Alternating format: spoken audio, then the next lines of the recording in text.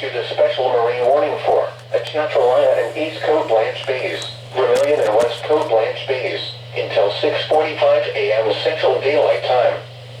At 6:15 a.m. Central Daylight Time, a severe thunderstorm producing waterspouts was located 8 nautical miles northwest of West Coast Blanche Bay, moving east at 50 knots. Hazard, waterspouts and wind gusts 34 knots or greater. Source, emergency management. Impact, waterspouts can easily overturn boats and create locally hazardous seas. Small craft could be damaged in briefly higher winds and suddenly higher waves. Locations impacted include Vermilion Bay and West Coast Blanche Bay.